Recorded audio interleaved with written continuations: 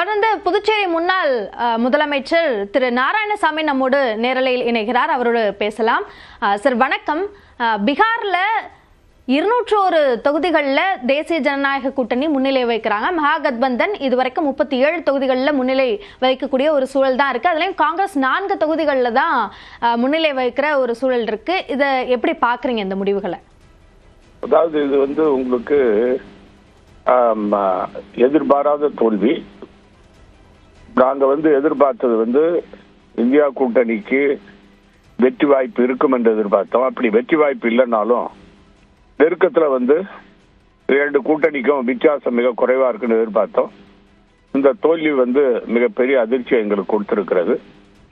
இது குறிப்பா இந்த பாரதிய ஜனதா கட்சி அதே போல ஜேடியு ரெண்டுமே சேர்ந்து தேர்தலுக்கு 3 மாதங்களுக்கு முன்பு ஒவ்வொரு மகளிருக்கும் 10,000 அரசாங்கத்து பணத்தை தேர்தலில் வெற்றி பெறுவதற்காக மகளிருக்கு அறிவிச்சு மகளிருடைய வாக்குகள் பெரும்பான்மையை அவர்கள் பெற்றிருக்கிறார்கள்.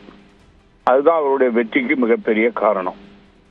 அதாவது நிதிஷ்குமார் அவர்கள் மிகப்பெரிய அளவில் மாநிலத்தில் வளர்ச்சியை கொண்டு வரவில்லை என்றாலும், வேலைவாய்ப்பை உருவாக்கவில்லை என்றாலும், கல்வியினுடைய தரம் குறைந்திருந்தது என்றாலும், மருத்துவமனைகள் இவைகள் எல்லாம் மிக மோசமான நிலையில் இருந்தாலும் இந்த 10,000 ரூபாய் என்ற பணம் மிகப்பெரிய அளவில் பெண்களுக்கு ஆதரவை அவர்களுக்கு தேடி கொடுத்திருக்கிறது. அதனால் அவர்கள் வெற்றி பெற்றிருக்கிறார்கள்.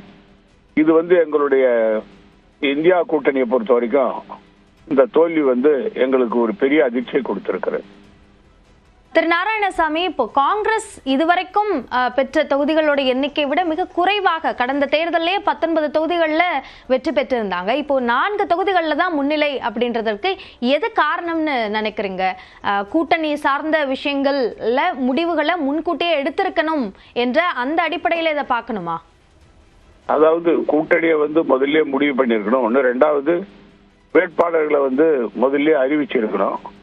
சில பகுதிகளில் இந்தியா கூட்டணியில் இருக்கிற ராஷ்டிரிய ஜனதாதளும் காங்கிரஸும் நண்பர்கள் என்ற முறையில் ரெண்டு பேரும் வேட்பாளரை போட்டுதான் எங்களுக்கு ஒரு பெரிய பின்னடைவை கொடுத்திருக்குது.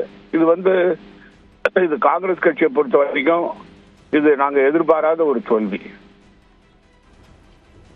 ஸ்ட்ராட்டஜி அடிப்படையில வியூகங்களை காங்கிரஸ் மாற்ற வேண்டிய தேவையை ஏற்படுத்திருக்கு அப்படின்றதுதான் இந்த பீகார் முடிவுகள்ல இருந்து உணர வேண்டியதா இருக்கா? எல்லா சூழ்நிலையும் நம்ம பார்க்கும்போது பாரதிய ஜனதா கட்சிக்கு அவங்க ஆளுங்கட்சியா இருந்தாங்க. அதிகாரம் அவங்க கையில் இருந்தது. பீகார்ல மத்தியில் அவங்களுடைய ஆட்சி. அது அவர்களுக்கு ஒரு சாதகமான சூழ்நிலை.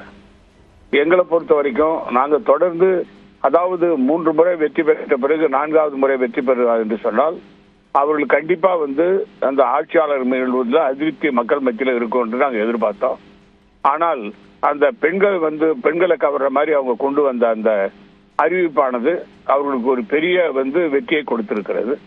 இது எல்லா அரசியல் கட்சிகளும் கற்றுக்கொள்ள வேண்டிய பாடம். நன்றி திரு நாராயணசாமி, இணைப்பில் உங்களுடைய கருத்துக்களை பகிர்ந்து கொண்டமைக்கு.